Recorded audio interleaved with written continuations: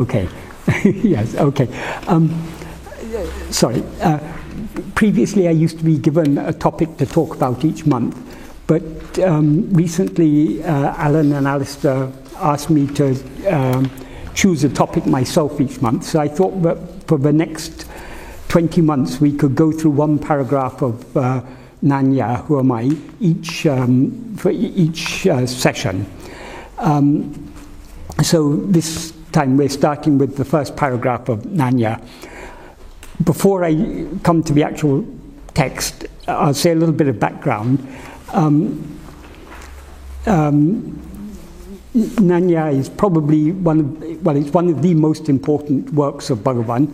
It's remarkable in many ways, and it's got very, very important teachings on it. But Bhagavan gives many of the most important principles of his teachings are given here in Nanya. How it came into existence, Shiva Prakashan Pillai, when Bhagavan was very young, about 20, 21, around about the turn of the last century, around 1900, 1901 or 1902, Shiva Prakashan Pillai came to Bhagavan, and at that time Bhagavan wasn't talking very much, so when Shiva Prakashan Pillai asked questions, Bhagavan would sometimes just write on the sand. Sometimes he'd write on the sand. Sometimes Shiva Prakashan Pillai would give him a slate and he'd write on a slate, or sometimes just on pieces of paper.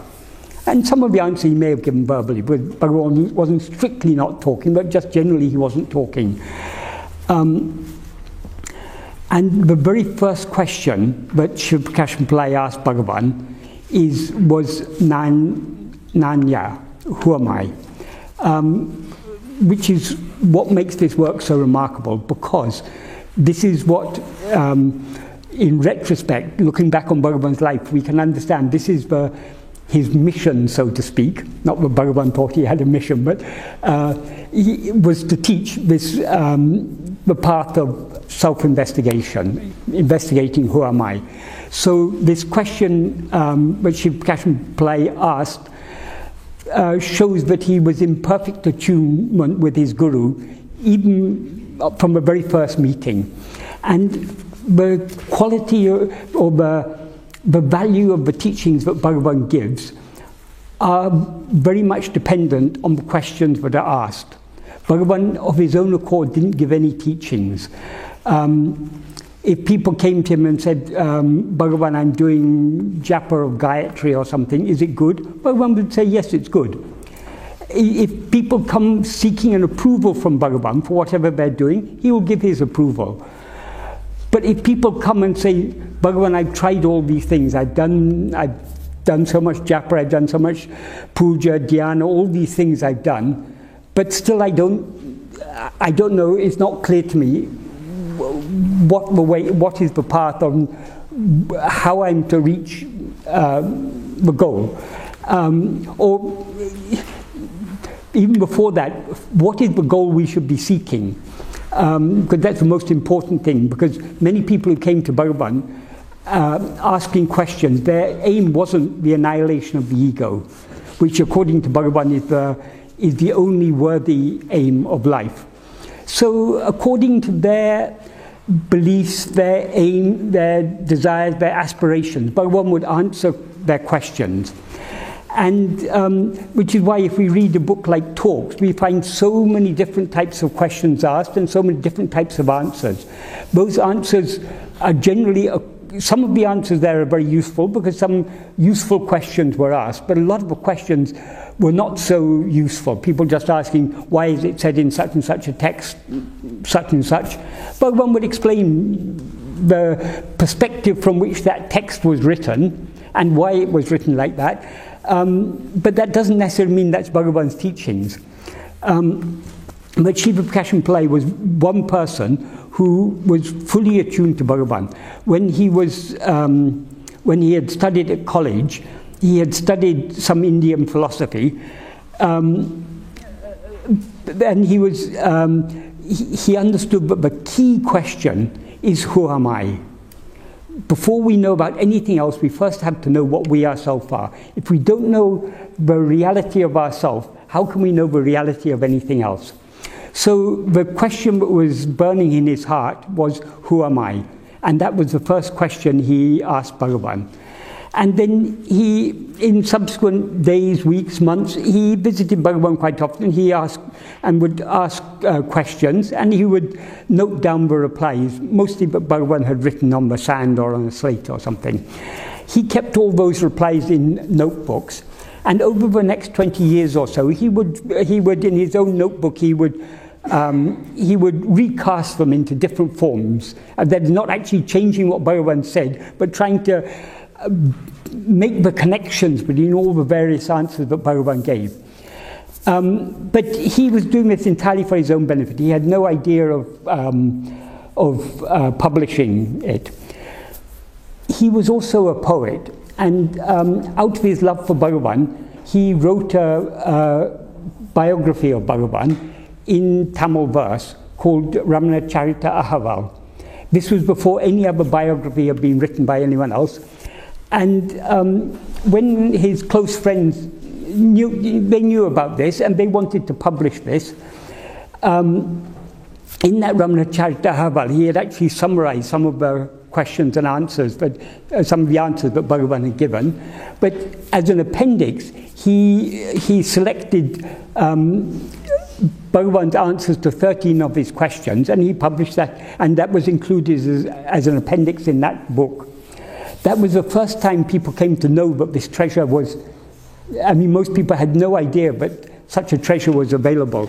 So when he published these, when that book was published, people immediately asked him, oh, are there any more answers you got from Bhagavan? And so later, 30 question and answer version was published within a year or so. And then in about 1926 or so, Bhagavan himself sat down and decided to write the whole thing as an essay, to make all the connections very clear. And when he wrote the essay, he added one paragraph at the beginning, which is this first paragraph we're going to be talking about today. This wasn't part of the answer that he gave to Shiv Prakashan Pillai, but this is a very fitting introduction to the whole text, because it says very clearly what is the goal and what is the principal means to reach that goal. What he wrote in this paragraph, particularly in the first sentence, is it's very similar to what he had some 10 or 12 years earlier when he was asked to write a Tamil translation of Adi Shankara's Vivekachudamani. He wrote a translation in Tamil prose, and he wrote an Avatarike. That's an introduction to it. And the first sentence of the introduction is what he adapted as this paragraph. So I'll come back to that again a bit later. But so this paragraph, Bhagavan added before the first question, who am I?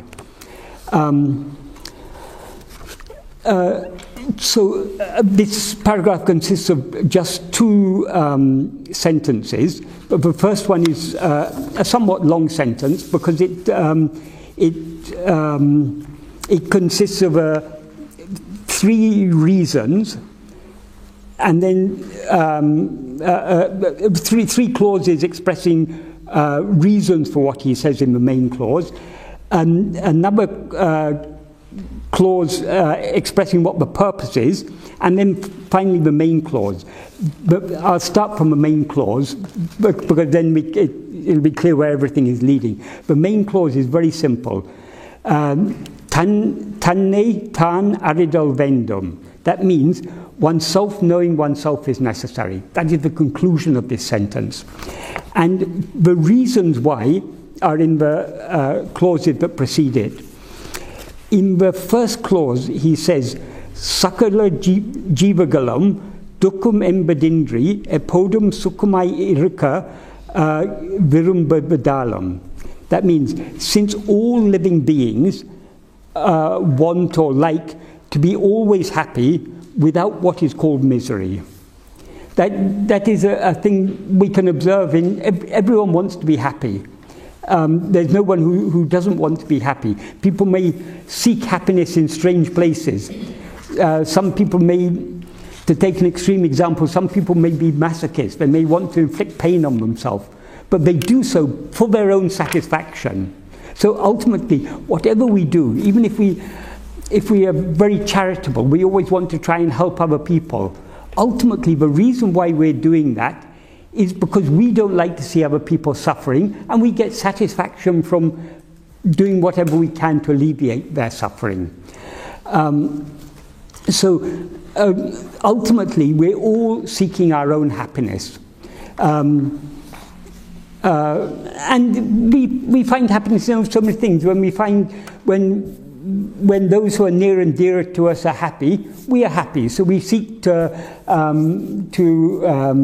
take care of those who are near and dear to us, to make their life as happy as possible. We do so many things. Or if we're very greedy and think we'll get happiness from money, we'll try and hoard money. But people, not only people, living beings. Bhagavan says, Sakala Jivagalam. Jiva means all living beings. That's not only human beings, all sentient beings are all seeking happiness, from the smallest ant to the greatest God in heaven. All are seeking happiness. So that the first clause is that everyone is seeking happiness, and we don't want just happiness, we want happiness that is free of misery.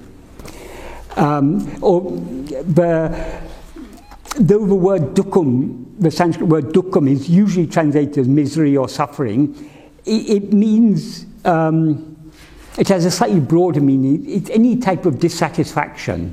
We all experience happiness in various forms in this life, but we're never fully satisfied. However comfortable and pleasant our life is, however favorable our circumstances is, however much we're able to fulfill our small desires and get what we want, none of us are satisfied. Dissatisfaction is our very nature. Why we are dissatisfied? As Ramakrishna Paramahamsa said, dissatisfaction is itself a proof that we are Brahman, that we are that supreme Satchidananda. Nothing other than that infinite happiness can satisfy us. So whatever pleasure and whatever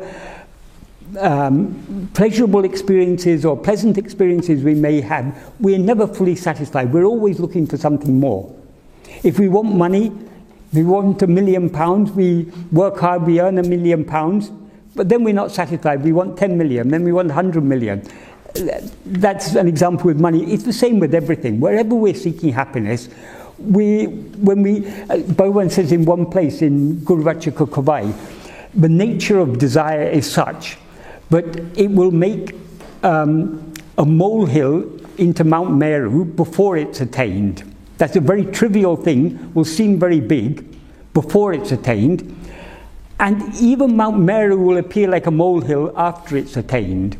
That is, we seek happiness in external things. We think if I have a nicer car, or if I have a bigger house, or if I have more of this, or if I'm better educated, or I have a nicer job, we build these things up as to very, very big goals before we achieve them. Once we achieve them, they don't satisfy us, so we look for something more beyond that. That is the nature of desire. So we're all looking for happiness without misery. That's what he explains in what he states in the first clause. And then in the second clause he says, Yavakum tan idtileye paramapriyam irupadalam. Since everyone has the greatest love only for oneself. That is, we love our parents, our children, our husband, our wife, all our relatives, our friends. We love so many things. But above all these things, we may even have great love for God. But above all these things, what we love most of all is ourself. That is unavoidable. Self-love is our very nature, according to Bhagavan. We cannot avoid loving ourselves.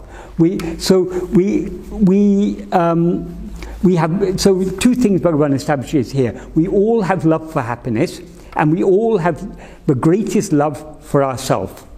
Bhagavan says,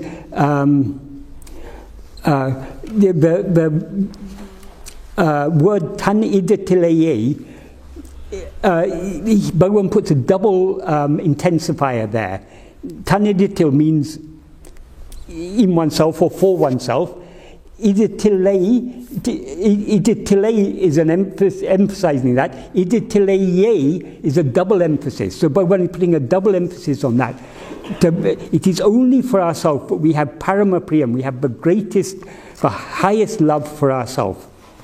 But in Tamil, things are expressed in a more impersonal way. Instead of saying we have, he says, happiness exists only, the greatest happiness, for everyone, the greatest happiness only exists for oneself, or towards oneself. And then the third clause, he says, Priyataku sukhame karanam adalalum. That means since happiness alone is the cause for love. That is, we love whatever makes us happy. If someone is always doing things that make us happy, we love that person. But if they turn around and start doing things that causing us trouble, then our love for them wanes. That is the very nature of things. So we all we love what makes us happy. We dislike what makes us unhappy. That is just the way things are. So these clauses, these three things, from this Bhagavan draws a logical inference, which he expresses in the next clause. The main part of the next clause is tansubhavamana achukate adeya. That means to attain that happiness, which is tansubhavam, which is one's real nature. So all the clauses leading up to this is justifying this tansubhavamana achukam, the happiness which is one's real nature. Why is it our real nature? Firstly, because we're always seeking happiness. Secondly, because we have the greatest love for ourselves. And thirdly, because happiness alone is the cause of love. So our nature is to seek happiness. Our nature is also to have greatest love for ourselves. And what causes us to have love for anything is happiness. Therefore, Bhagavan concludes the true happiness, the real nature of we ourselves are happiness. Happiness is our real nature. That is the conclusion Bhagavan comes to.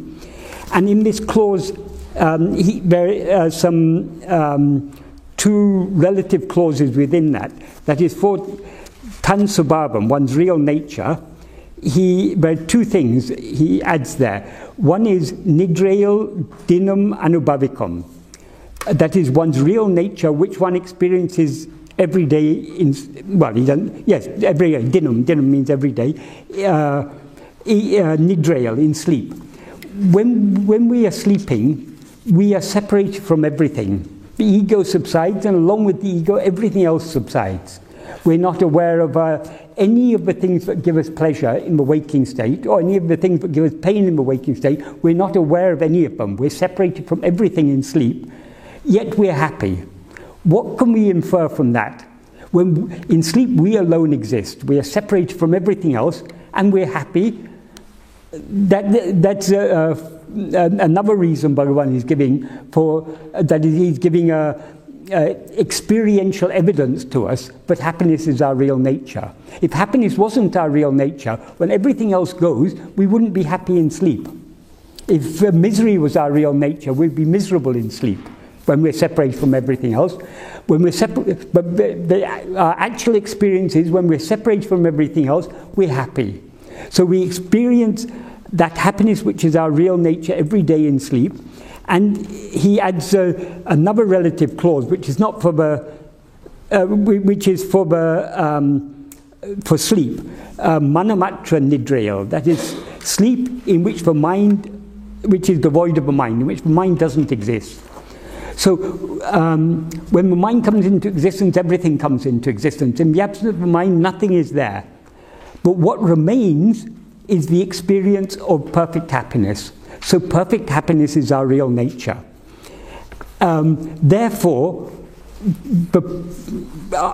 what we are all seeking is happiness. So Bhagavan says, to attain that happiness, then he comes to the main clause, tanne tan aridal vendam. To attain that happiness, oneself, knowing oneself, is necessary. That is, it is necessary for us to know ourselves. Because if know here doesn't mean knowing as a, like, theoretical knowledge. It means actually, aridal means know in every sense of the word. Here it's used in the sense of actually to experience or to be aware of ourselves. So if we're aware of ourselves as we really are, if we're aware of our real nature, which is happiness, that's a way to attain happiness. We cannot attain happiness in any other way but knowing what we ourselves really are, because we ourselves alone are happiness, as he says later on in Nanya. So in this sentence, Bhagavan is giving the logical basis of why the real goal is to know ourselves. He elaborates on this much more in subsequent paragraphs of Nanya, but this is the basic introduction. This is what Nanya is all about. That is, the whole Nanya is about how we can know ourselves, how we can know who we are, what we are, how we can actually experience that. And this is the reason why that is necessary. And then in the second sentence, he says, Adaku, that means for that, Nana ennum jnana vicharame. Jnana vichara, jnana means knowledge. It's like the word arivu in Tamil. It means knowledge or awareness. So jnana vichara is investigating awareness. And later on, Bhagavan says awareness is our real nature. So jnana vichara means, in effect, self-investigation or investigating the awareness that we really are. So nana ennum jnana vicharame means only jnana vichara called who am I. Ennum means called who am I, or in effect it means only the investigation, only investigating what we ourselves actually are. That is mukhya sadhana. Mukhya sadhana means the principal means. Sadhana, it's often translated in English as spiritual practice. But actually what sadhana means is a means. If we got any goal, if I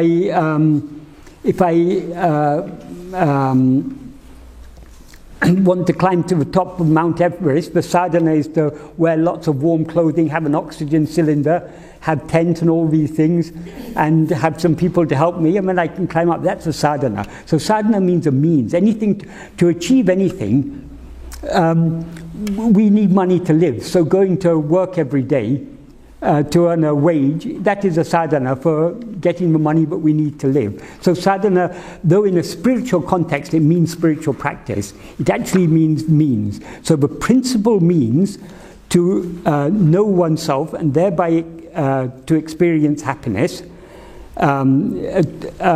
is this investigation, who am I? Because happiness is our real nature, by investigating anything else, we're not going to find happiness. If we need to investigate ourselves, what we ourselves actually are. Why is this necessary? Because though happiness is our real nature, now we are not happy. Because we are not experiencing ourselves as we actually are. Now we experience ourselves as this body, as a person called Michael or whatever. This is not what we actually are, because this body, I'm aware of this body now in this waking state. In dream, I'm not aware of this body. I experience myself as some other body, some mentally projected body. In sleep, I'm aware of myself without being aware of any body at all. So, though we now seem to be this body, this person, this is not what we actually are. Our real nature is perfect happiness, according to Bhagavan. So this is a very, very important paragraph, because this, it's the perfect introduction to the whole text. Why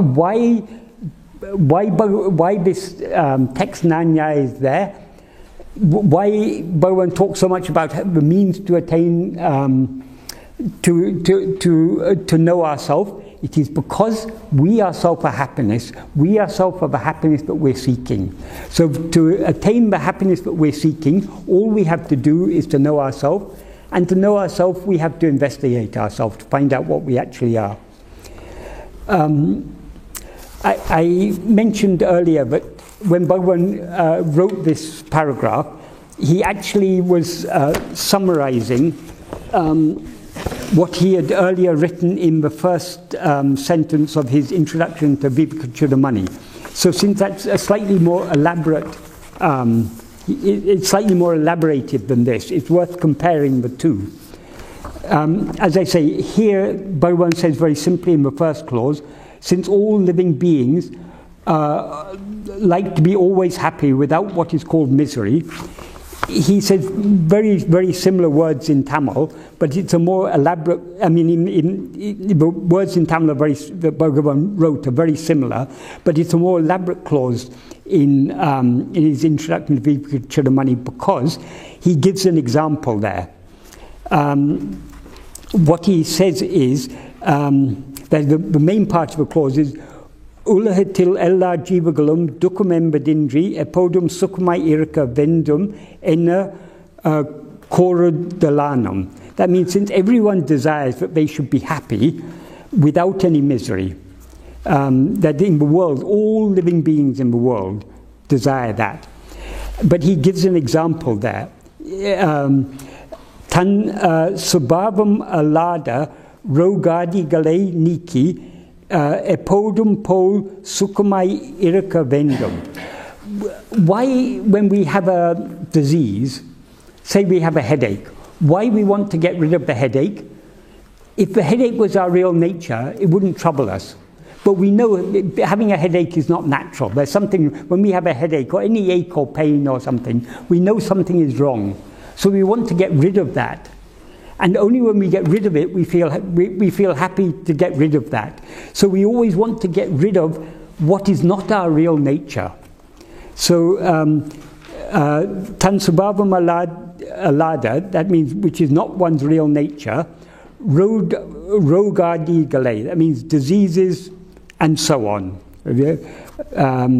Or things such as diseases, niki, removing, epodum pol, as always, sukumai iraka vendum, just like we always want to be happy, free of diseases and so on, so also we want to be happy, free of misery, because misery is not our real nature.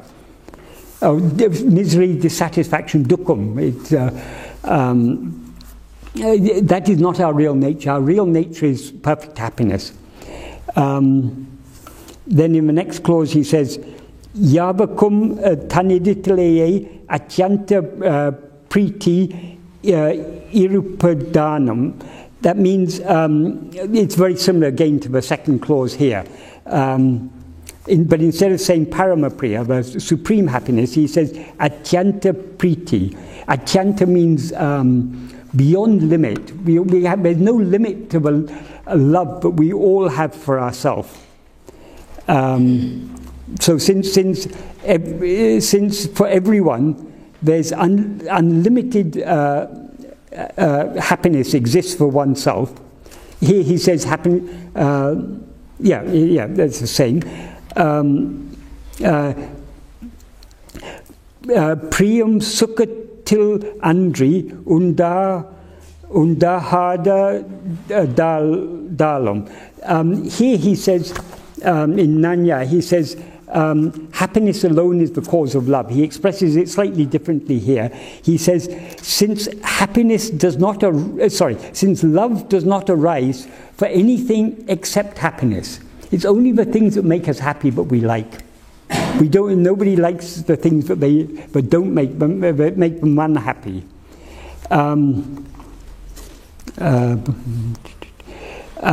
Nidrail ondrum indriye, sukum irakum anubhava dalum.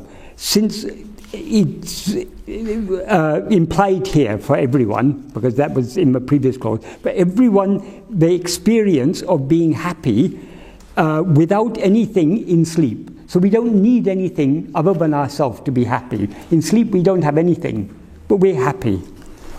Tanne Ariada Ajnana Taleye. Then here, after this, it goes slightly different to the way he took it here. He says, Tanne Ariada Ajnana Taleye. Only by the ignorance of not knowing oneself, Abara Samsara Til Urandru. That is, we whirl about in this vast samsara, this vast cycle of endless activities, endless births and deaths.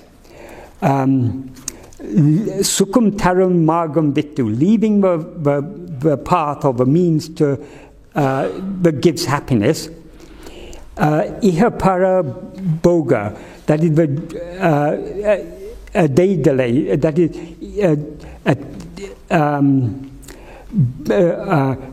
okay. Ikba boga a day delay sukhavari enna, that is believing that achieving the pleasures of iha means this world, para means the next world. So the pleasures of this world or of heaven, believing that attaining these pleasures is the means to happiness. Pravritti kindrana, we engage in extroverted activity.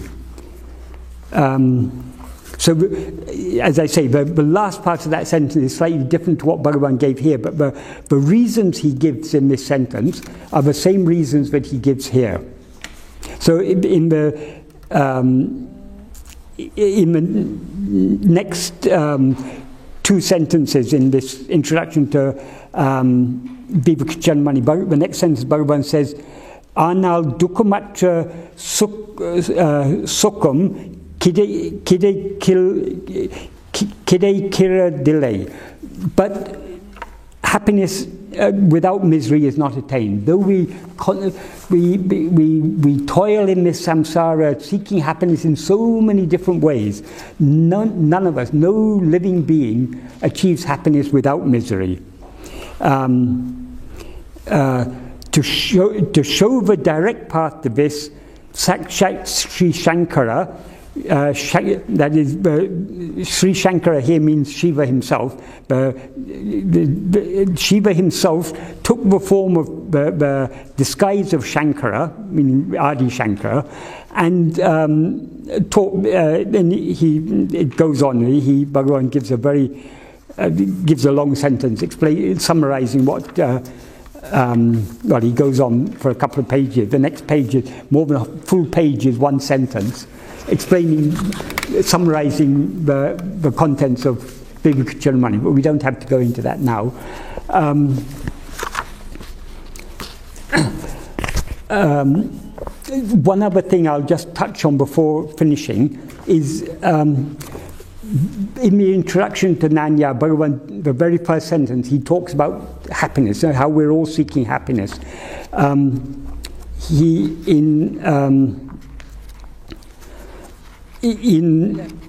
Further on in Nanya, he takes up the same topic.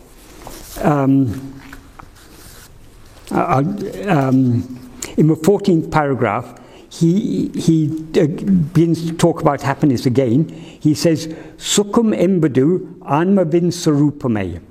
That is, what is called happiness is the sarupam means, literally it means the own form. But it means, our own form means our own nature, our real nature, anmavin, of oneself. What is called happiness is is only the real nature of oneself. Sukhamum atmasarupamum verandru. Happiness and our real nature, atmasrupa, are not different. Atmasukham andre ulladu. That is, the happiness that is ourself alone exists. Aduve satyam, that alone is real. Prapanja porul ondrilavadu sukham embadu kedeyadu. There's no happiness can be is obtained from any of the things of the world. And then he goes on to explain how we seem to attain happiness from external things, from the objects of the world. If we have desire for something, that's an agitation in our mind. People say, oh, I can't rest until I achieve this, whatever goal they've set themselves. So long as any desire is there in our mind for anything, whether it's for because we're hungry or thirsty, or whether it's because we've got some big ambition or whatever it is, that desire is an agitation in our mind. And the more our mind is agitated, the more it clouds over our real nature, which is happiness. So when we have a desire for something, suppose we like the taste of chocolate, and we see some chocolate there, and we think, oh, it would be nice if someone were to offer me that chocolate. It's not our chocolate, but it's there on the table in front of us, so we can't just grab it and take it. But the thought is there in the back of our mind, oh, it would be very nice to have some of that chocolate. Then if we're offered the chocolate and given it, we are, how tasty this is, we feel some pleasure. That pleasure, we then associate the pleasure we get from that, the pleasure is coming from chocolate, we think. But Bhagavan says that is not the case. What actually happens is the desire that was niggling in the back of our mind is temporarily satisfied, so the agitation in the mind subsides, the mind is less agitated, so the happiness which is our real nature shines forth from within. But we think the happiness is coming from the chocolate, or from the latest model of car, or from a bigger house, or from whatever else we may be desiring in the world. We think we're getting happiness from these things, whereas actually the happiness is coming only from inside us. And Bhagavan gave an analogy about this, which Murugan recorded in Guruvachika Kovai. A dog went to a cremation ground looking for a nice bone, and all the fresh bones had already been taken, so it found one old bone, and it thought, maybe there's still some nice juicy marrow in this bone, let me chew it and see what I can get from it, because it was so hungry. So it started chewing on the bone, and because it was an old bone with no marrow inside, it started splintering, and it made so many wounds inside the dog's mouth. So after chewing on the bone for some time, the dog dropped the bone and looked at it, and there was blood on the bone. So, oh, this is a very, very tasty bone. He licked the blood and went on chewing. And the more it chewed, the more wounds it had, and the more the blood came on the bone. Our seeking happiness outside ourselves is exactly like that. The happiness which is our real nature, we associate, but when we get chocolate, or when we get this, or when we get that, that gives us happiness, we think. The happiness we experience as a result of experiencing external objects that we desire is actually the happiness that is already within us. So rather than seeking the happiness outside, which we can only experience partially, because so long as our attention is turned outward, the mind is agitated. It's only relative pleasure that we get from external things. If we have a very strong desire for something, when we achieve it, for a short while our mind is calm. Nothing is agitating the surface, so the mind hasn't completely subsided, but it's relatively subsided, so we experience it as a great pleasure. But how much greater would be the pleasure if we turn our attention within and thereby let the mind subside fully? How much greater will be the pleasure that we will experience, the happiness we'll experience. According to Bhagavan, it's the supreme happiness. And that supreme happiness we can experience only by knowing what we ourselves are, only by experiencing ourselves as we actually are. So, though it's a very simple 2 sentences, there's so much meaning Bhagavan is implied in this first paragraph of Nanya.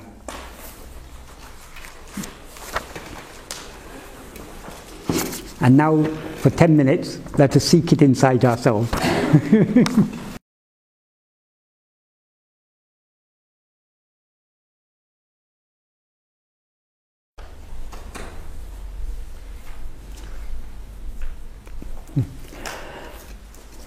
So did anyone find infinite happiness in those 10 minutes? No. Why we don't find, though Bhagavan says all that happiness is there within us, why we don't find it when we look within, we may taste a little bit, but we don't find it in its fullness. In other words, we don't experience ourselves as we really are, because we still, in spite of what Bhagavan has told us, we still firmly believe that happiness lies outside ourselves. Our mind still has interest in and liking for going outwards. And so long as that liking is there, we are not ready to let go of this ego, which is the root of the problem. So it is necessary for us to persevere in this practice that Bhagavan taught us until slowly that the taste for going outwards will decrease, and correspondingly the taste or the love to go within will increase. This comes with practice. Bhagavan said, nobody has achieved this without perseverance, because it's the nature of the mind to always be going outwards, always seeking things. Bhagavan says the ego comes into existence by grasping form. It stands by grasping form, and by grasping form it feeds itself and flourishes. So grasping form means attending to things other than itself. That is how the ego exists and survives, how it comes into existence and how it continues existing. So the very nature of the mind is go outward. So when we try to turn our mind within, we are swimming against the current, as it were. That's against the current of the mind. But there's another current that is helping us, which is the current of grace, which is the love for happiness, which we all have. We just need to redirect that love for happiness back to seek it within ourselves rather than seeking it outside.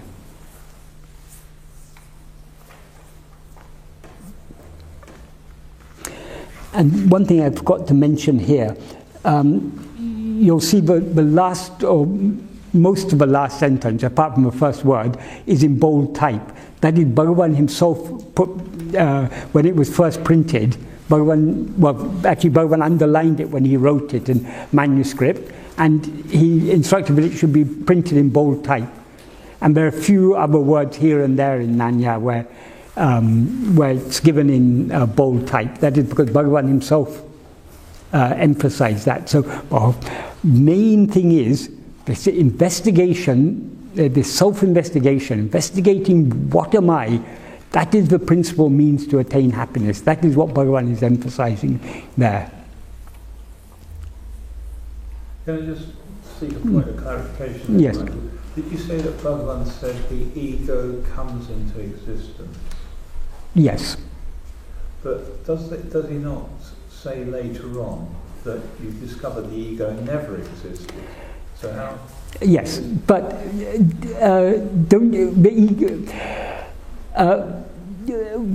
Bhagavan leaves a lot of things for us to understand. The ego doesn't actually exist, but it seems to exist. So when he says the ego comes into existence, it comes into seeming existence, is what is implied, though it's not stated. There are so many things that Bhagavan said. That is why Bhagavan's teachings are a coherent whole.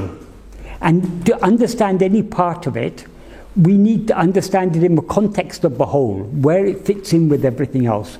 So when Bhagavan talks about the ego coming into existence, his intention is not to imply that the ego actually exists. And when he talks about the destruction of the ego or destruction of the mind, his intention is not to imply that they actually exist and that they will be destroyed. They seem to exist, and if we investigate ourselves and see what we actually are, they will cease to seeming to exist. So what is called the destruction of the ego or destruction of the mind is actually the discovery that the mind never existed at all. I see, so there you use, and Bhagavan uses the word mind here as well, as equivalent to it means the ego. In most cases when Bhagavan is talking about mind, he's talking about mind. The mind actually has two elements, we can say, the subject and the object. The subject is the ego, the experiencer. The object is everything else that is experienced by the mind, all the thoughts in the mind, and according to Bhagavan, the whole world is nothing but thoughts. So in other words, every phenomena that appears, all this is only mind. But all this is the objective part of the mind. So generally when Bhagavan is talking about mind, he's talking about the subject, the ego, not the object, not all the other thoughts. Like when Bhagavan says investigate the mind, he doesn't mean investigate all these thoughts. We're always investigating the mind. But though they don't know it, when scientists investigate far away, whatever is far away in space, or whatever tiny atoms, what they're investigating is the mind. Because according to Bhagavan, all these things are just thoughts. So they have no objective existence, those things? Yes, the trouble is words are used in different... We generally use objective in English to mean it actually exists. The world is an objective reality. That means we all sit here and we all agree, yes, the world exists. We call that objective. That is one sense in which the word objective is used. So in that sense, yes, they have no objective reality. They don't, but they seem to exist as objects, as things other than the subject. So they're truly, really only imaginary. It's all imaginary, just like in a dream. We see a vast world. We see people. We undergo so many experiences in dream. What is it? It's all our own mental projection, our own imagination. Yeah. So, in fact, from my point of view, you are an object of imagination. Exactly. But so long as we are experiencing, when we're dreaming, we see so many people, we talk with people and everything. So long as we're dreaming, those people seem to be sentient beings just like us. Yeah. If you were to say to someone in your dream, oh, you're just my mental projection, you'll get a beating, wouldn't you? I get it. You'll get a beating. Oh, yeah. Yeah. Why does the dream seem to be real so long as we're experiencing it? Because in dream, we always experience ourselves as part of the dream. In other words, we experience a body in that dream world as ourself. Because we are real, whatever body we experience as ourself seems to us to be real. And if the body is real, then the whole world is real, because the body is part of the world. The body can't be real and the rest of the world be unreal. Yeah. So we superimpose our own reality upon the body and extend it to the world. So whatever world we experience in any state always seems to us to be real.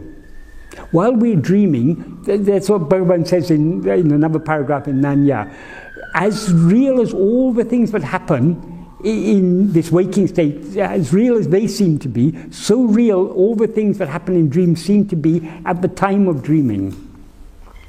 Yes, I keep on stumbling over this all the time. Yes. It's not the first time I've raised this with you. Yeah.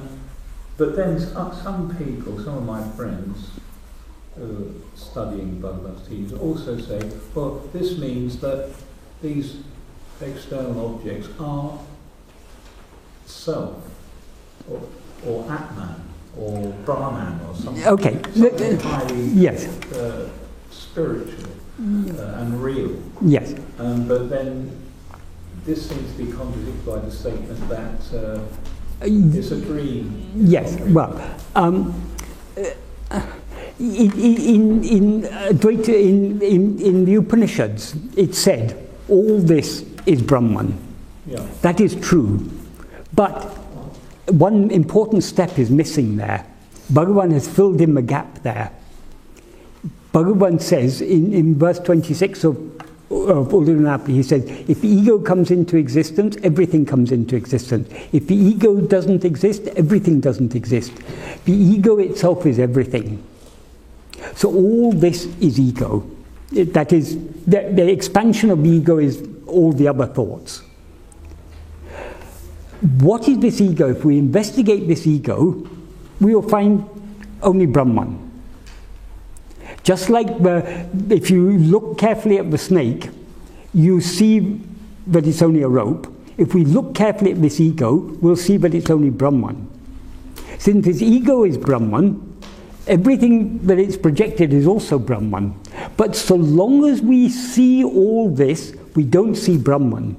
That Bhagavan says in the third paragraph, he says very clearly, so long as the world, the Jagat Drishti, the perception of the world exists, the Swarupa Darshana, the experience of oneself, will not arise. We cannot experience Brahman or ourself as we actually are, so long as we experience anything other than ourself. Because all this is only Brahman. Is Brahman God? Yes, you can say that, but it's Brahman is it's a as a concept, it's referring to God in the most abstract sense, but not God as a person, but God as the ultimate reality, and you are that. And the So, walls? And the walls? Yes, everything is that. But so long as you see it as a wall, you're not seeing it as Brahman, are you? You don't see this wall as infinite, eternal happiness, Satchidananda, existence, awareness, happiness. You don't see the wall as that. You see it as a wall, don't you? So long as you see it as a wall, you're not seeing it as Brahman. If you see it as Brahman, you won't see it as a wall. If I see it as a Brahman, then I see it as me. Yes. Then, and everything, you'll see everything as you. That means there's no everything, there's only you. You are everything. But everything in the sense of the only thing, not everything in the sense of many things. But many things appear only when we rise at this ego. But all these many things are actually only one thing, which is ourself. If we see ourselves as we actually are, we won't see the manyness. So long as we see the manyness, we don't see ourselves as we actually are. In one verse in Ulladu, Bhagavan says, if oneself is a form, the world and God will be likewise. If oneself is not a form, who can see their forms and how? That is, only when we project the form of a body and experience ourselves as that body, we see all these other forms. We never see any forms except when we're experiencing ourselves as a form, because we always experience ourselves as separate from the other forms. This wall, you're not experiencing it as yourself now, are you? It's something other than yourself. So by seeing it as something other than, you're separating yourself. So you are one thing, that is another thing. There's a divide there. That divide happens because the nature of the ego is to project and experience itself as a body, as we see whenever we dream. We never have a dream without experiencing ourselves as a part of that dream.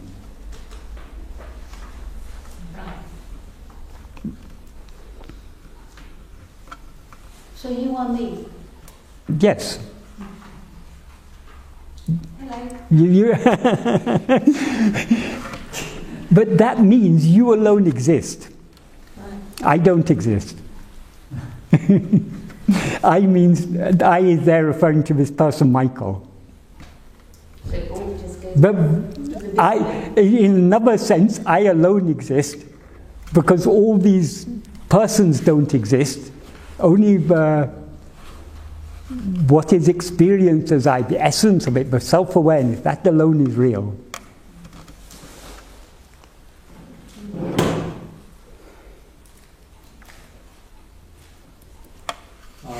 In these few sentences, we were talking about happiness Yes, and the who am I?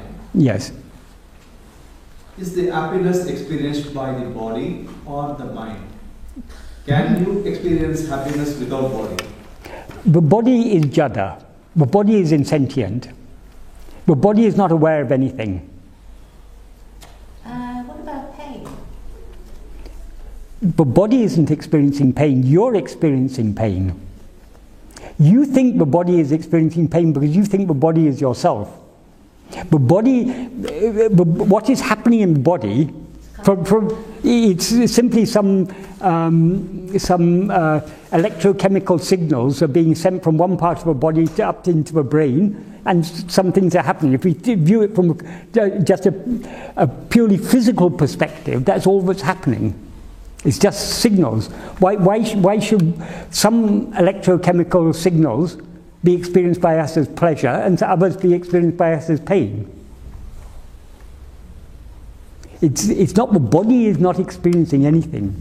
It's we who are experiencing it. So which means the mind is experiencing Yes. pleasure and pain. But the mind always experiences itself as a body. So when it experiences pleasure and pain, it feels Michael, I am experiencing. What is Michael? Michael's the name of a body, isn't it? So that's why it's called Chit Jada Granti. The Jada and the Chit are so much entangled. That is the ego. We have to now unravel that knot. We have to separate the awareness from what is Jada. And the only way to separate, when we allow the ego to rise, it always grasps the Jada, the forms. So only by attending to ourselves, by attending only to the awareness, only by being attentively self-aware, we can separate ourselves from everything else. That's why in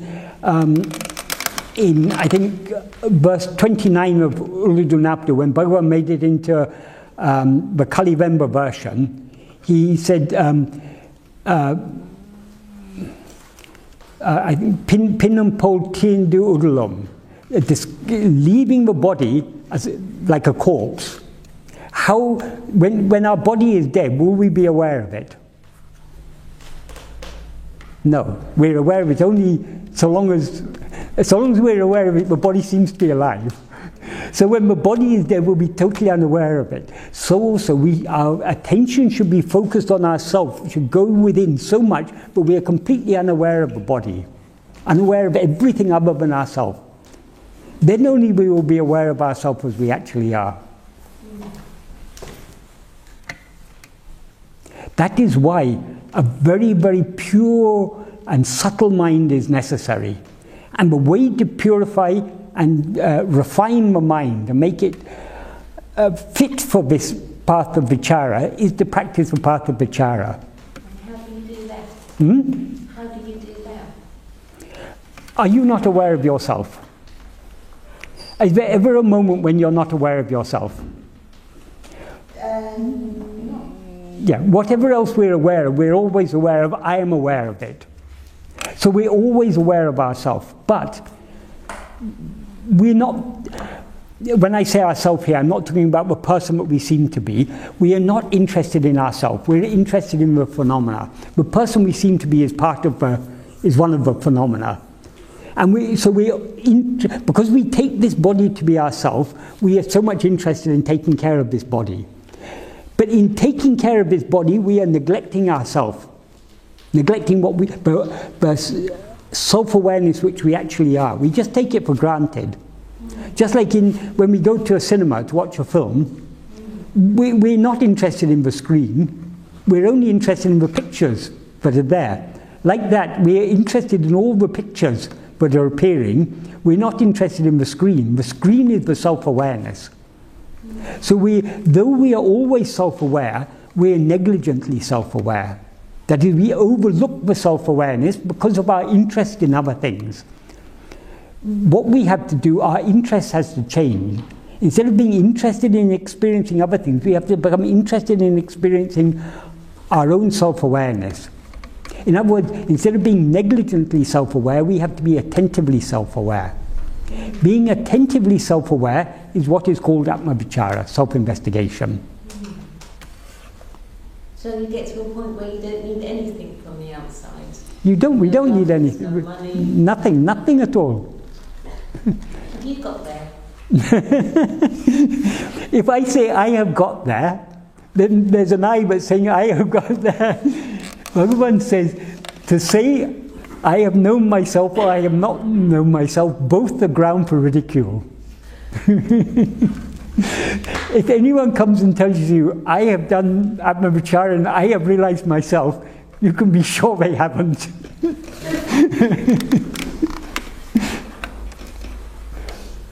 I seem to remember some of Sri Ramana's teachers talking about trying to get back to what he called the I thought. Yes. And he seemed to associate that. There seems to be a link between what he called the I thought and what he also calls the heart. But not the heart in the usual, not but the heart is almost like an energetic. The term actually Bhagavan used in Tamil is Nan Enum Ninevu. That means the thought called I. And he said elsewhere he uses that term quite a lot in Who Am I? And in one place he says Aduveya Ahankaram, that itself is the ego. So what Bhagavan means when he talks about the thought called I is the ego. But why he emphasizes that it's a thought, but pure self-awareness is not a thought. But the ego is the adjunct-bound self-awareness. The self-awareness that is aware of itself as I am, instead of being aware of itself just as I am or I am I, it's aware of itself as I am this body. That is a thought, because the body is a projection. So when the self-awareness gets mixed up and entangled with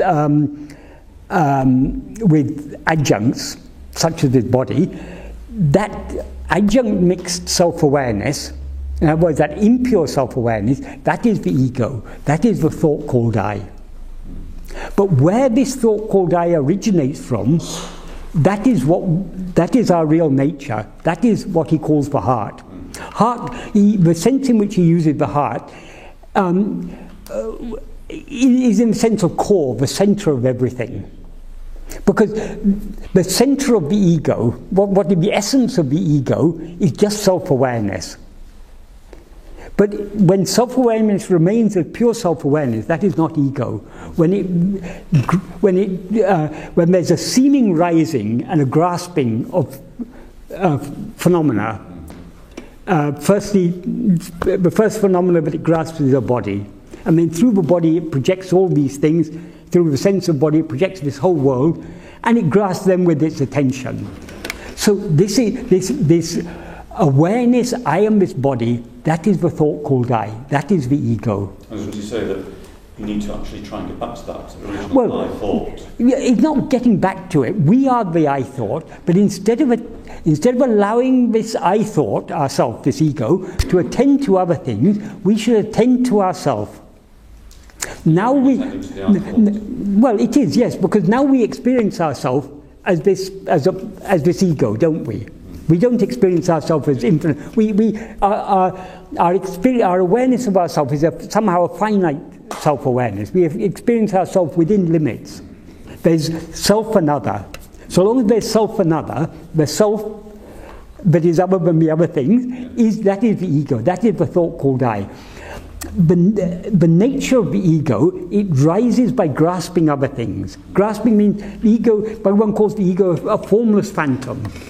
So it doesn't have hands or to grasp anything, it grasps in its awareness. So by being aware of anything other than ourselves, of any forms, any phenomena, that is what Bhagavan calls grasping form. So long as we are aware of any form, any phenomena, we are feeding the ego. The way to undermine the ego is to turn our attention away from all phenomena back towards ourselves. Now we experience ourselves as the ego. So sometimes people would ask Bhagavan, in self-inquiry, what is the I we are investigating? Is it the ego, or is it the Atman? Is it the real self? Bhagavan would say it's the ego. Why is that? But supposing you're walking with Bhagavan in the evening along a path and you see a snake there. Bhagavan knows very well it's not a snake, it's a rope. But you're afraid because you see it's a snake. Bhagavan says, look at it very carefully. It's only a rope. Then you say, Bhagavan, I don't see any rope, I see only a snake. Okay, then look carefully at the snake. If you look carefully at the snake, what do you see? A rope. So the ego is nothing but Brahman, but the heart. But so long as we allow our attention to go outwards, it seems to be separate. Yeah. When we turn our attention back towards ourselves, focus all our attention on ourselves, the nature of the ego, it subsides, it dissolves. Because the ego seems to exist. Ego is a formless phantom. It actually has no existence whatsoever. It seems to exist only when we're looking elsewhere. In order to get in touch with that I thought, or the original point of it's not. Do you need to get in touch with what Sri Ramana called the heart? When Bhagavan talks about the heart, this thing about the heart on the right-hand side, that has no spiritual significance whatsoever. The reason Bhagavan specified that point, there were some people among Bhagavan's devotees who were not really following, who were not really, their aim was not the annihilation of the ego. Their aim was through mantra japa and everything to acquire powers. Right. So can I just finish this quickly? Yes. Okay. Okay. Their aim was to acquire power. They wasn't to annihilate their ego, and so they were very interested in yoga and tantra and all these sort of things. So in yoga, it talks about the different chakras, the places in the body and everything, because yoga is very body-centered. So when Bhagavan talks about the heart, they used to ask Bhagavan, where in the body is the heart? Bhagavan would say, you are the heart. He would try to get them to see, but the heart is not anything, is not what their conception of it.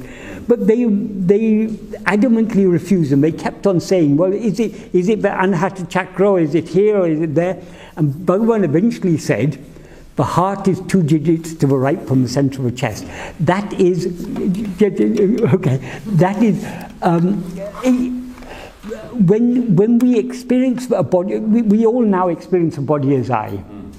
Bhagavan gave an example. If a schoolboy says, I'll run and fetch a newspaper, he doesn't point at his legs and do it. He says, I'll run and fetch a newspaper.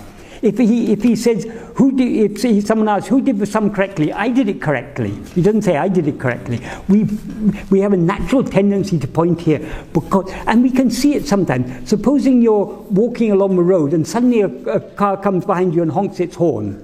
You feel a slight shock, don't you? You will feel something here. Because this is our sense of self in the body is centered here.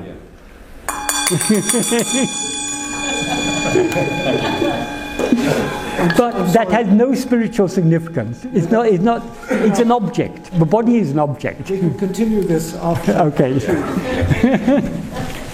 Sorry, I have to. Okay, 10 minutes silence, and then.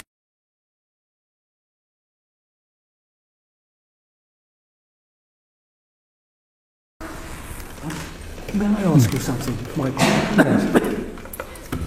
I mean, the first paragraph that we went through, the first half, was the main thrust of it is that there's nothing worth happening outside nothing worth having outside oneself. Yes. I mean, there's no happiness to be had in acquiring things or to satisfy one's wants or one's wants rather than one's needs and tastes and things. On the other hand, if you look at somebody engaged, for example, as a doctor who needs to keep abreast of his practice in order to be a good doctor, he has to acquire the best kind of equipment that he can have in order to do his job most effectively. Yes. And so the same thing happens. I mean, if he gets a good microscope, he'll then suddenly realize that there's an even better one to be had. Yes. And so on. And the sort of chain of want and sort of acquisition will go on and on. And my own feeling is that that's not incompatible with the getting rid of the ego. It's just that in one's ordinary life, I mean, Bhagavan always advised people that they should never give up whatever it is that they're doing to earn their living, because they've got to do it. We're all in that position. But we have to do it in a way egolessly. Not in a way, we simply have to do it egolessly. We don't have to give up the actions, we have to give up the actor. Right. The one who is doing. Yes, that is the ego. That's what I'm getting at. When we give up the ego, then in verse 38 of Ulladu, Bhagavan says, if we are the doer of actions, we will have to experience the resulting fruit. Yes. If we investigate, if one knows oneself by investigating who is the doer of actions, all the actions will cease, all three karmas will cease. That is mukti, this state is mukti. So, merely giving up actions doesn't get rid of the problem. The problem is the ego. When we get rid of the ego, we get rid of everything. But until we've got rid of the ego, giving up other things may be of some use in some context, but we cannot, surrender cannot be complete merely by giving up mine. We have to give up the I. So the doctor could decide, oh, okay, I want to renounce, I'll go and sit in a cave in the Himalayas and I'll meditate or something. He could do that, but so long as he's there, so long as he feels, I am this person, I am Dr. So-and-so, I am meditating in a cave, Bhagavan said, if you take sannyasa without renouncing the ego, you're not improving things at all, because you're substituting the thought, I am a grahastha, I am a householder, with the thought, I am a sannyasi, I am a renunciate. Yes. It's still the root problem. According to Bhagavan, is concerned only about one problem, and that is the ego. But if we solve that one problem, the ego, all problems are solved. If we don't solve that one problem, whatever other problems we solve, there'll be other problems will come along with it. I mean, so long as the root is there, it'll continue sprouting so many problems, one after another. So merely trying to get rid of problems is not Bhagavan's concern. Who has the problems? The one who has the problems is the root of all problems. That is what we need to get rid of. Yeah, I mean, that's part of it. But we also need to get rid of the desires, don't we? The sort of fundamental desires. Because that is the fuel that keeps the ego alive. Yes. So, but how can we get rid? Have you ever? Do you think it's possible to have a desireless ego? Oh, I'd have to think about that. I don't know the answer to that. It's not possible. Bhagavan said the ego comes into existence by grasping form. It stands by grasping form. I mean, the very nature of the ego is grasping. So, what motivates it to grasp is desire. So the ego cannot exist without desire. But if there was no desire, for example, if you lived in a cave in the Himalayas or you were battling with the elements and your mind. You You wouldn't have any desires. No, you would. You want to keep warm. You want food when you're hungry. So long as you rise as an ego, you will have desires in one form or another. So you can't Even the very, like that. even the very, because the ego comes into existence by projecting and grasping a body as itself. That itself is an attachment. It's a desire. I mean, it's the result of a desire. So in the West, how can you live like that? So if you're not to have desires... You cannot live like that in the West or the East or anywhere. You can live like that only in yourself, not anywhere else. Okay, So long as we allow our mind to come outwards, we are caught up in desire. That's why it's called samsara, endless activity. Right. So one is supposed to renounce all, partner, money? No, you have to renounce only one thing. Renounce the ego, that is renouncing all. Whatever else you renounce is I don't say it's of no use. I mean, certain things it's better to renounce. Like if we've got bad habits, if we've got very strong desires, we should try and renounce it. But by giving up our desires and things, we can do so only to a limited extent. We cannot be completely desireless until we are egoless. When we're egoless, then there's no one to be desireless. That is the root of the problem is solved. So that's why Bhagavan's whole teaching it's all about the ego. Bhagavan is a great doctor. He's not interested in the symptoms of our disease. He's interested in the root cause of our disease. He has correctly diagnosed the root cause of our disease is the ego. Which causes suffering. Yeah. In Christianity, it said the problem is sin, original sin. Who has original sin? In Buddhism, they say the problem is desire. But who has desire? In Advaita philosophy, they say the problem is avidya, ignorance. But who is ignorant? I. So the root of all the problem, the root of sin, the root of desire, the root of ignorance, the root of everything is the ego. Until we get rid of the ego, we cannot free ourselves from ignorance, we cannot free ourselves from desire, we cannot free ourselves from so-called original sin. In fact, Bhagavan said, original sin is nothing but the ego. Ignorance is nothing but the ego. That must take a lifetime. It takes a moment to see yourself. If you want to see the sun, how long does it take?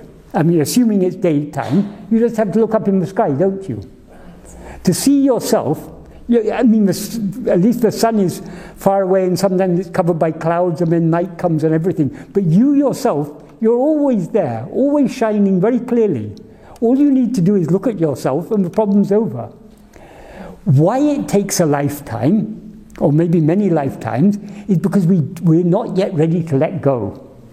We still want to cling. So all the spiritual practice is all ultimately aimed at finally letting go. We can say it's a training in letting go.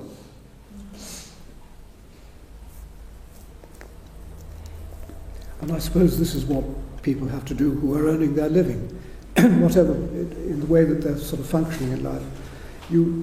Part of self-inquiry is constantly taking advantage of opportunities to let go of one's ego. Constantly Yeah. Every moment in our life, the ego is asserting itself in one way or another. Even if we seem to be outwardly a very humble person, still the ego, every thought that rises in our mind, it rises, who is thinking that? It's the ego. So the ego is, so long as the ego is present there, I mean, whatever you mention, the cause of it is the ego. Yeah. That is the first cause. Uncle, when did you come to know when there is no ego, when you are egoless? You don't come to know. Sadhuam wrote one of Sadhuam's work is Sri Ramana Sahasram. It's 1,000 verses praying for jnana. And in one of the verses towards the end, he says, did I see or did I not see? Did I live or am I dead? I don't know, only you know. Who knows it is mindless? Brahman doesn't know, because Brahman didn't know there was a mind in the first place. I think Bhagavan says the same thing. Yes. If you are going to go to the root cause of I, yes, then you will come to know who is going to have a mind or who is not having a mind. So it is, yes. Wait. Search for it, you know. Tedinal autum. Mindless also you do not know. Yeah, tedinal autum pidicum. But what will disappear if you search for it is the ego. It's the ego who now says there is an ego. When the ego searches for itself and disappears, then who is there to say there's no ego? Brahman was never aware of the ego in the first place. That's why Bhagavan says it's a matter of ridicule to say I have known myself or I have not known myself. Both are equally ridiculous. Because when you, Bhagavan said beautifully in Aranatya Ashtakam,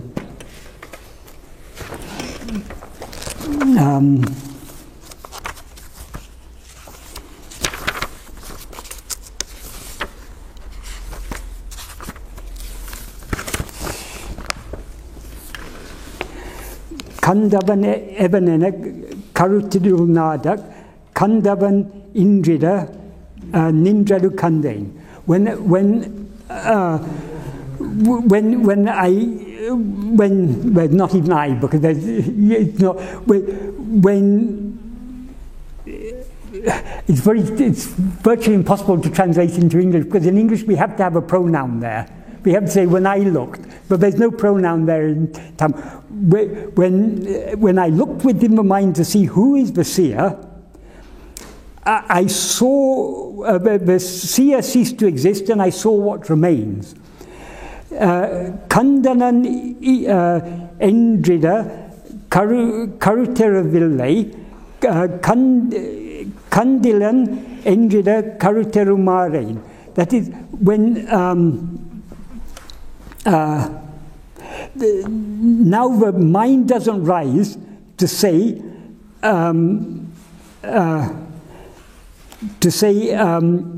I saw. How can it rise to say I haven't seen?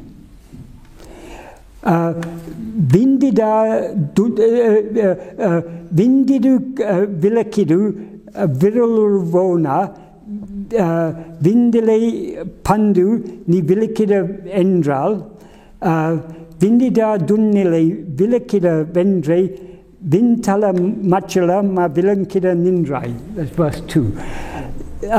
Only to make this state known, in ancient times you appeared as Dakshinamurti, and no, wait a second.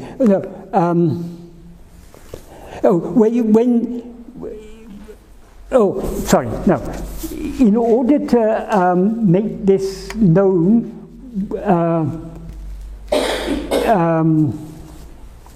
in those days, without saying you made it known, without words, in other words, through silence. And now you stand as this hill. I mean, that's a summary of it. I can't remember exact. It'll take me too long to split it. But basically, what Bhagavan is saying here is when you see the dissolution of the ego, there's no one to say, I have seen it. It cannot be said in words what it is. This is akin to Ramakrishna Paramahamsa has said, a doll made of salt went to measure the depth of the sea. Yes. Will it be able to spell out what is the depth? No. It's dissolved. Yeah. There's a saying in Tamil. Kandava vindile, vindava kandale. Those who have seen do not say. Those who say have not seen. Those four are Tamils. They're having a pronunciation.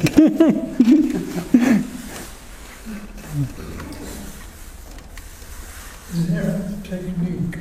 Hmm? Is there a technique of awareness investigation? If it's a bright sunny day, and you're outside in the sunlight, is there a technique for seeing the sun? The only technique is to look at the sun. So likewise, the only technique to see ourselves is to look at ourselves. In other words, in order to be aware of ourselves as we actually are, the only tool we have is our power of attention. It's only by turning our attention. Now our attention is facing outwards. Outwards doesn't mean only towards the material world. Even the thoughts are outwards. According to Bhagavan, everything other than ourselves is external. So even if you're sitting thinking your thoughts, that's, according to Bhagavan, that's bahimukham, that's extroversion. Introversion, antamukham, or in Tamil Bhagavan often use the word ahamukham. Ahamukham means facing only I. In Tamil, aham has two meanings, because there's the Sanskrit word aham, which is the first person pronoun I. There's also a Tamil word aham, which means inside or home.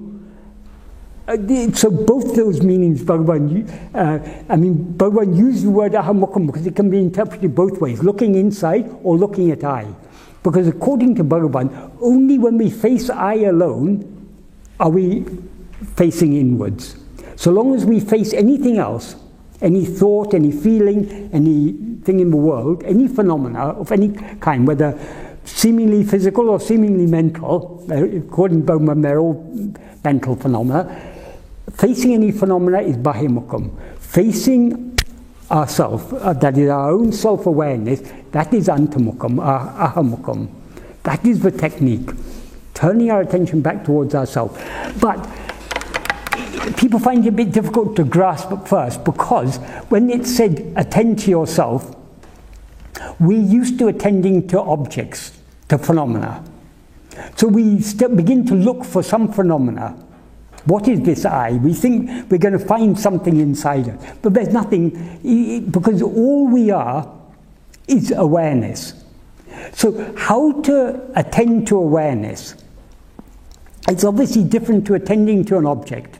Because objects are relatively stula, gross. Whereas awareness is the most subtle thing of all. But we're all aware of being aware, aren't we? So self-awareness is our basic experience. In fact, it's the only experience that continues through all the three states. In waking and dream, we're aware of so many other things, but we're still aware of ourselves. In sleep, we're aware of nothing else, we're still aware of ourselves. So that basic, that one fundamental self-awareness which endures through all the three states, that is what we need to attend to. But it's not an object, obviously. So, though we're always aware of ourselves, we neglect ourselves. Ourself here means self-awareness. We neglect self-awareness because we're so interested in all the other things we're aware of. We're constantly attending to things other than ourselves because we find that more interesting than attending to ourselves. So, but the self-awareness is always there. So now, so long as we're attending to other things, we are self-aware, but negligently self-aware. In other words, we're overlooking the self-awareness, though we're always aware of it. Like when we're watching a cinema, a very interesting film in a cinema, all the time what we're looking at is the screen. But we don't actually see the screen. We see the screen, but we don't see it, because what we're interested in is the picture. So what grabs our attention is only the picture. We're seeing the screen but not seeing it in a way. In the same way, now, we're aware of ourselves but not aware of ourselves. We're always aware of ourselves, but we're overlooking it. So instead of being negligently self-aware, as we usually are, we have to be attentively self-aware. I think attentive self-awareness is the closest we can come in words to describing what it is. If we say, attend to yourself, it makes it seem as if our self is an object. Whereas self-awareness, we all know I am. We're all aware, but we are. So being attentively aware of ourselves, that's the closest we can come to in words. And with a little practice, it becomes so clear. But yes, we're always aware of ourselves. Even while we're talking now, are we not aware of us? Are we not, each one of us, aware of ourselves? So all we need to do, instead of overlooking that, just constantly remembering that self-awareness. Instead of letting it drift to the back of our mind, keeping it in the front of our mind. Words can't capture it. I mean, whatever words we use, we're struggling. But I mean, that's just a way of saying it. So that should be foremost in our mind, that self-awareness. We should take so much interest in knowing, what is this self-awareness? Now our self-awareness is mixed up with this body. You feel I am Alan, I feel I am Michael. These names and forms, they come and go. When you're asleep, do you feel you're Alan? So Alan is just an upadhi, an adjunct, something that comes and goes. But what endures in all the three states, that basic self-awareness, that we have to be so interested in.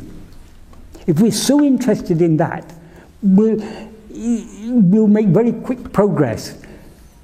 The problem is we are too much interested in other things. So it's a matter of changing what we're interested in. Now we all have so many problems in life, and we know this life is going to come to an end one day, and so many things, so many things outside interest us. Even we're more interested in our problems than we are in ourselves. So we have to take interest in, what is this I? Who am I? That is helpful. Sorry? That is helpful. Okay, good. But I mean, it's very difficult to say it in words, but it's only when we try to put it into practice that it becomes clear. How do you put it into practice? That's just what I've been trying to say. Are you not aware of yourself? Yes. But though you're aware of yourself, do you take interest in your self-awareness? Yes. You do? I think so, yeah. Okay. The more interest you can take in it, the better. The problem is we're too much interested generally. I mean, maybe you're more advanced than I am. But I mean, generally we're too much interested in other things.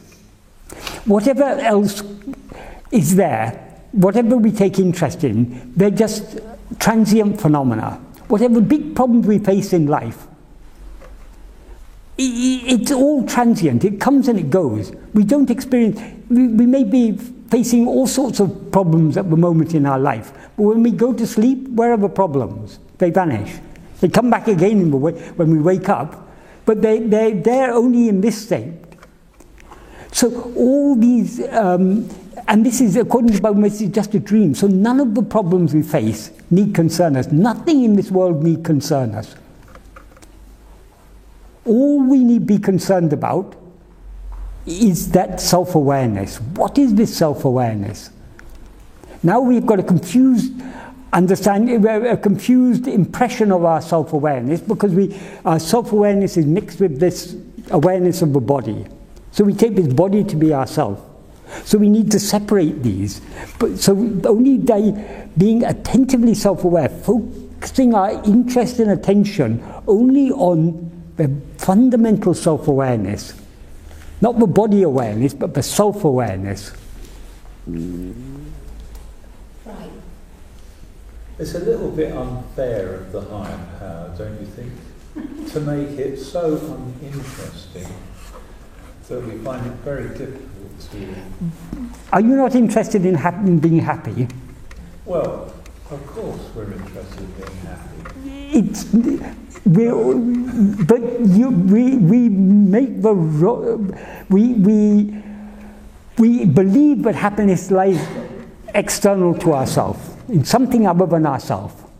So we take interest in things. If we didn't think there was any happiness in anything other than ourselves, we wouldn't be interested in anything else. Yeah, but the higher power, for want of a better word, or Brahman, or whatever, or God, has set it up this way.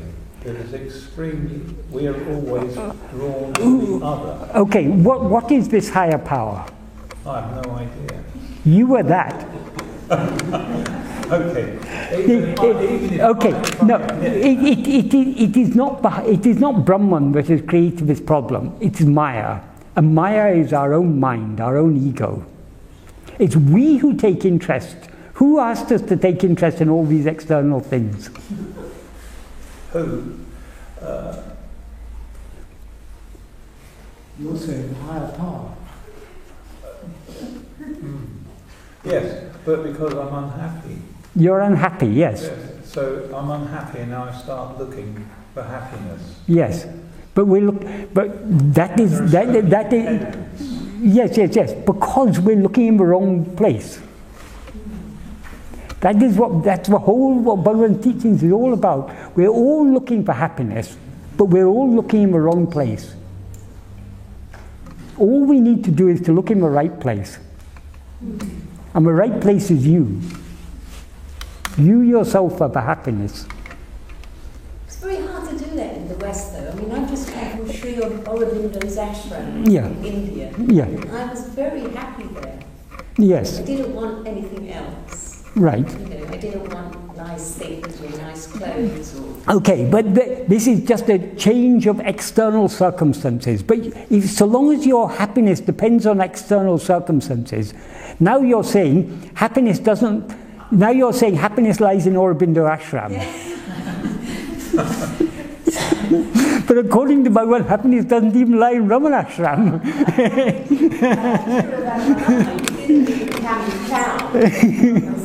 Yeah. Happiness lies within you. You yourself are happiness.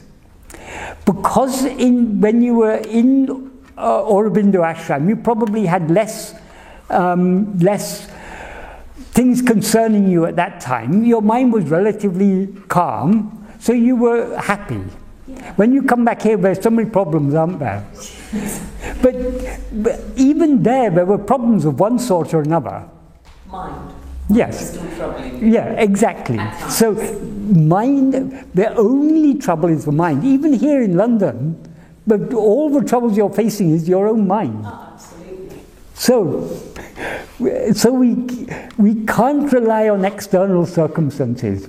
External circumstances, okay, we all like favourable circumstances. When circumstances are favourable, generally we're a little bit happier. When circumstances are unfavourable, we're generally a little bit less happy.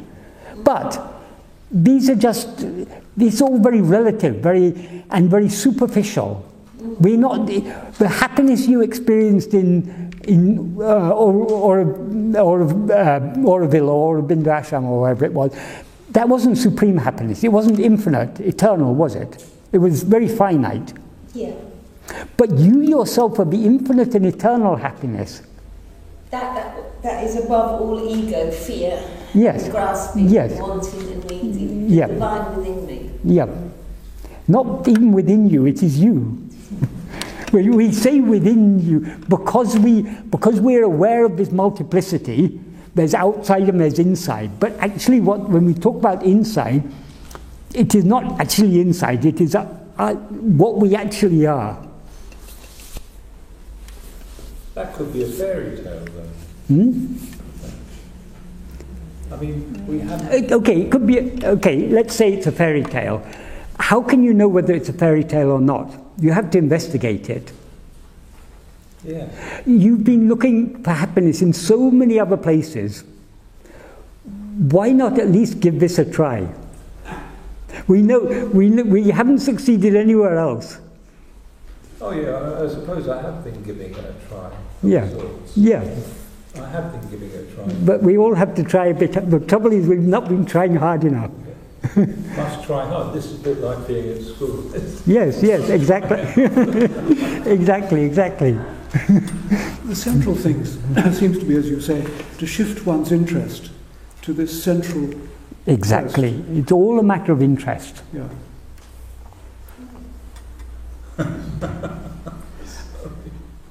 And then when you get there, you die. You do. Because you're always there. Yeah, but from the perspective of this state, we say you die. Right. But once you're in that state, you know that you were never born and you never died because you were always that. Yes.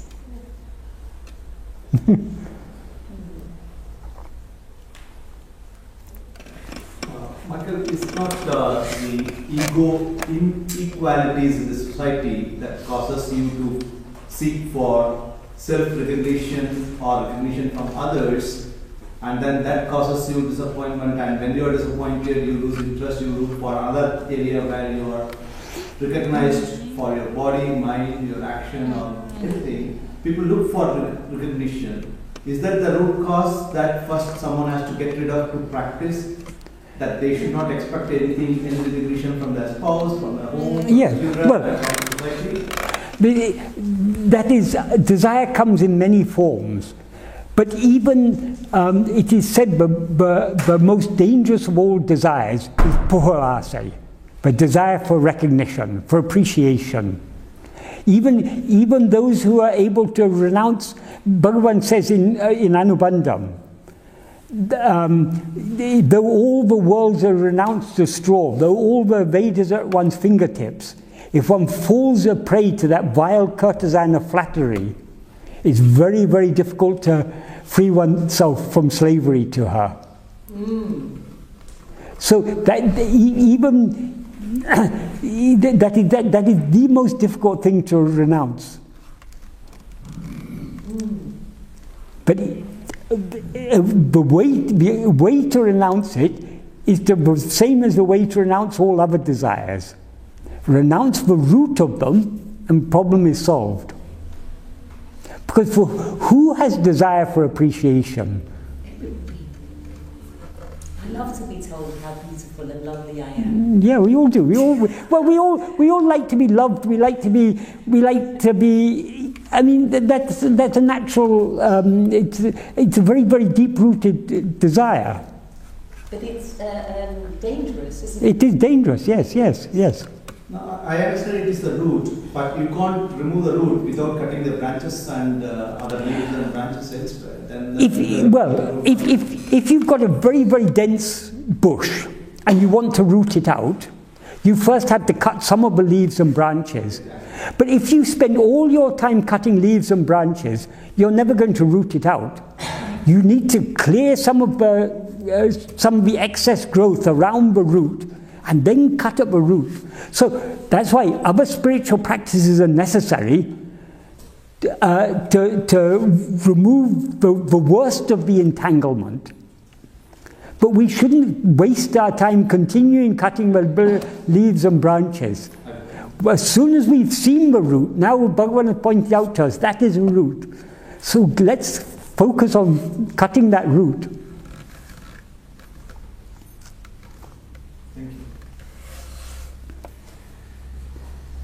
Apart from the desire for recognition, which is one of the biggest things to me, the other main thing is to get rid of is sex, isn't it? I mean, that's a sort of fundamental. Yeah, because so long as we take the body as I, that desire is there, because it's part of it. But it's just like we have desire for food and for things. It's part of it. It's built into the biology of the body, because the species needs to reproduce. So long as we, when we project a body, we project it as either male or female, and that attraction is there. Yeah. So I mean that's a very even Bhagavan sang. I mean, not Bhagavan was affected by these things, but knowing that this is something that affects people. Bhagavan in Arunachal Navamanimalai, there's a verse in which Bhagavan says.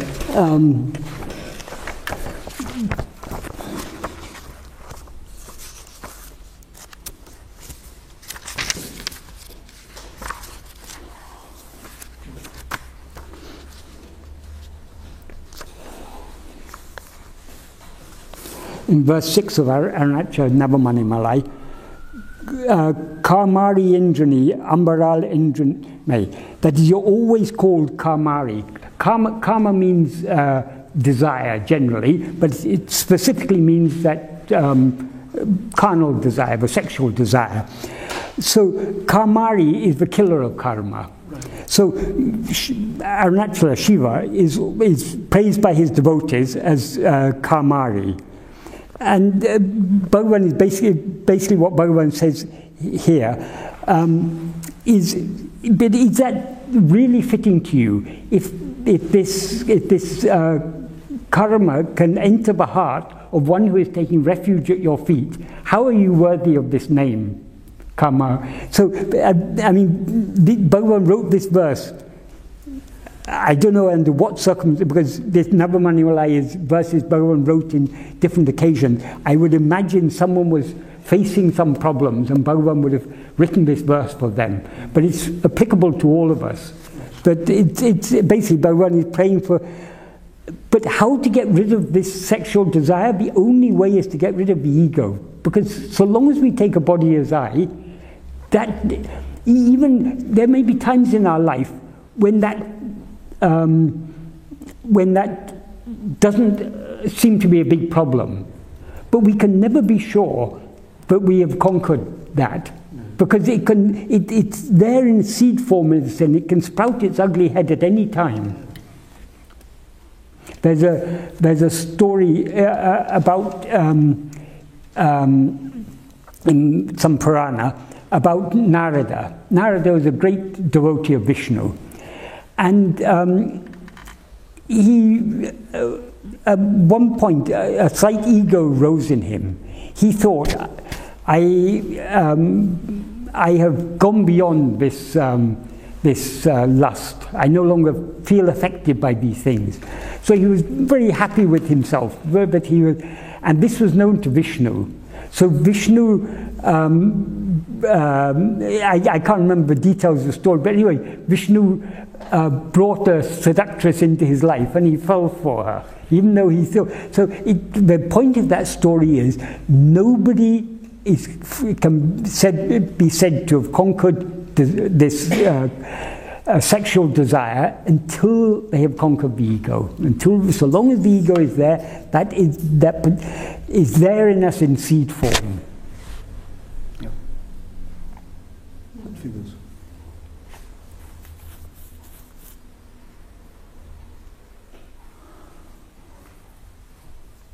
That's why Bhagavan.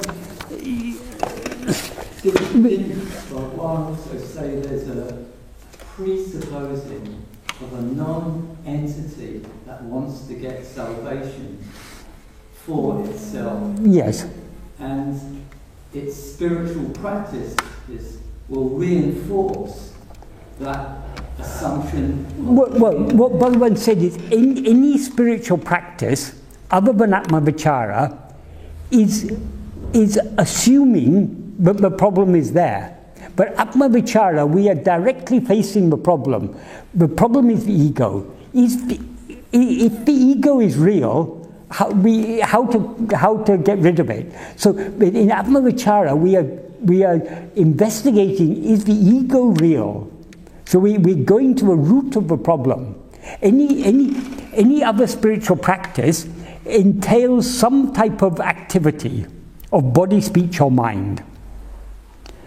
And so long as there's an activity of body, speech, or mind, the ego has to be there to do it. Whereas in self-investigation, we're investigating this ego. Is it real or not?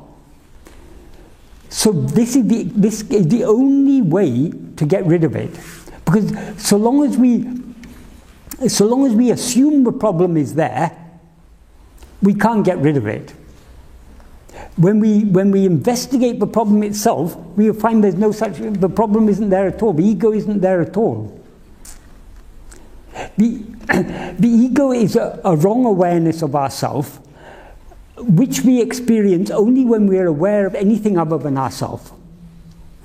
Every spiritual practice other than self-investigation entails attending to something other than ourself. By attending to anything other than ourselves, we're giving reality to the ego.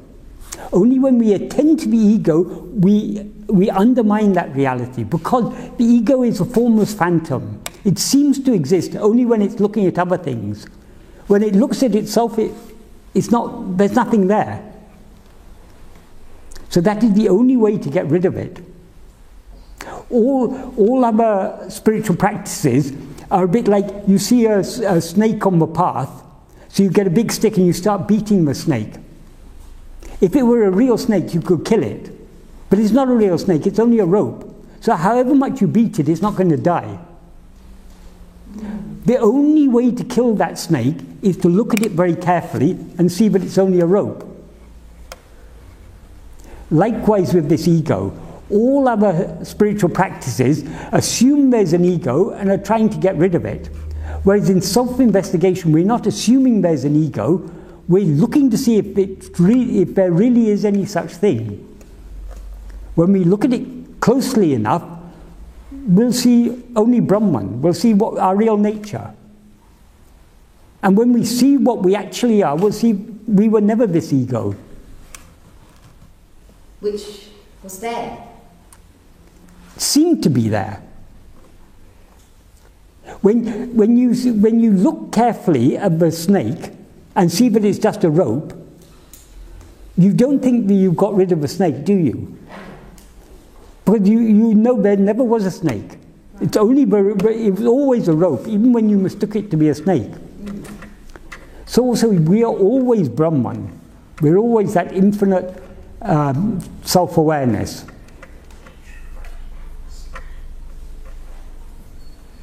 So merely the looking without having a looker is suffice? No, the looker is to look at the looker. Now the looker is always looking at other things. So long as the looker looks at other things, the looker seems to be a looker. But when the looker looks at itself, when the looker looks at the looker, it sees there is no looker.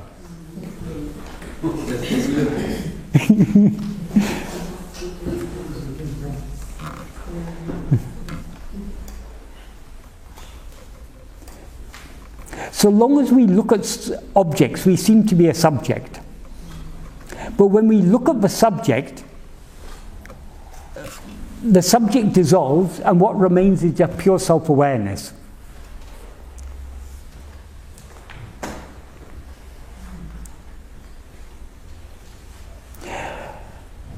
The problem is we're looking in the wrong direction. We're looking at other things.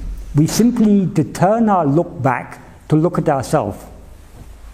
And when we look at ourselves and see what we actually are, then the ego is dissolved, because the ego is not what we actually are. It's what we seem to be when we look at other things.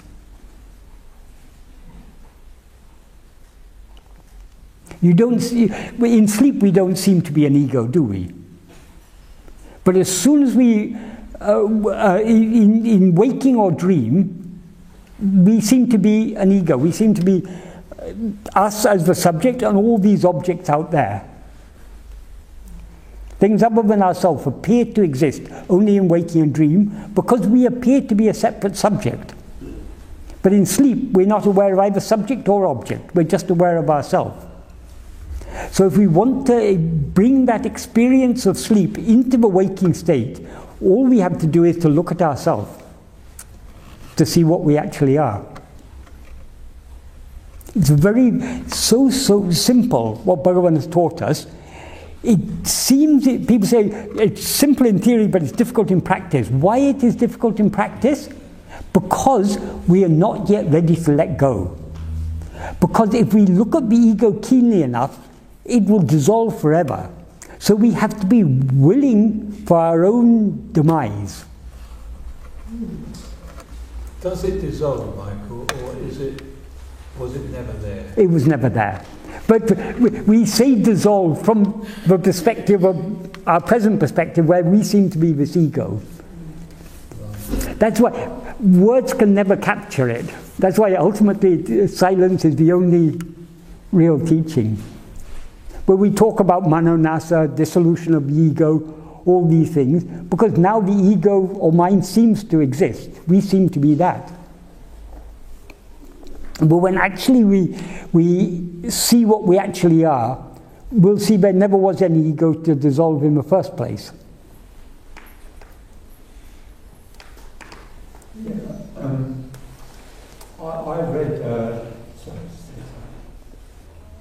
I read what I thought was an analogy of self-awareness, and the analogy was a bird is flying in the air, and it looks down and sees its shadow on the ground, and it believes itself to be the shadow, so it thinks it's flying on the ground. And self-awareness in this story is for the bird to realise yes, he's a bird in the air. Right, yes. Not what he's looking at. Yes. Yes, but so long as we're looking at anything other than ourselves, we seem to be this ego. When we look at ourselves, there's no ego to be found. There's no ego to be found, but there is something. You, what you really are. Brahman. Yes, Brahman, yes.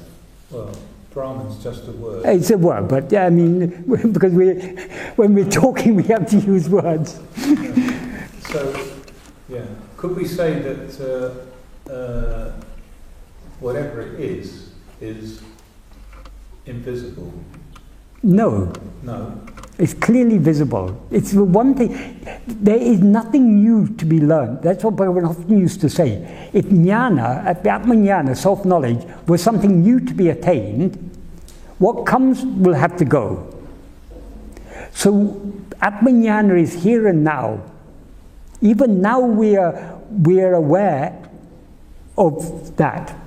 The problem is, instead of being, because we are that, and we're always aware of ourselves, but instead of being aware of ourselves as we are, we're aware of ourselves as Michael or Barry or whoever.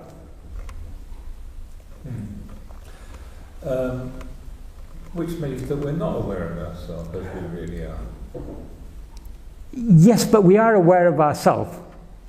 And when it's very, I mean, when we see what we really are, we will see, but we have always been aware of ourselves as we actually are, because there's nothing else for us to be aware of. But there's a limit to how much our mind can grasp this. We can have a vague inkling, but we can't, it has to be experienced. But we are already that. If we weren't already that, it would be something that comes and it would go one day. We always, even when we're looking at the very interesting film, we're always actually seeing the screen. But we seem to be not seeing the screen because we're not interested in the screen, we're interested in the pictures. If we take interest... What? We are waiting for the picture, that's why we have to see the picture. Sorry? We are paying for a picture. Oh, yes. We've got a lot invested. We don't pay that just to see the price. Yes. So we've got a lot invested in this ego. So we're not ready to let go of it. All our life's effort has been invested in this ego. No, I was just going to say, do you think it's true to say that we are pure awareness? Yes. So therefore, we can never be aware of ourselves because we are awareness. Well, that is what being aware of ourselves is. Because we cannot be aware without being aware that we are aware. And being aware that we are aware entails being aware of ourselves. So the most fundamental form of awareness is self-awareness. That's why we are always self-aware. Awareness of other things comes and goes. In waking and dream, we're aware of other things. In sleep, we're aware of nothing else. But whether we're aware of other things or not, we're always aware of ourselves. Because self-awareness is the is the fundamental nature of awareness. And pure awareness is just self-awareness. Awareness of anything is impure awareness. That is ego, mind. So there's nothing to be gained.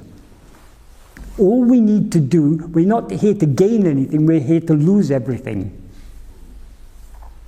So it's, attaining Atmajnana isn't an addition, it's a subtraction. But what is subtracted doesn't actually exist at all. As we will see when what is to be subtracted, namely the ego and all phenomena, doesn't actually exist at all. So when it's subtracted, we'll see that nothing was either added or subtracted. But so long as we are aware of ourselves as this ego, so long as we're aware of phenomena, all this is to be subtracted.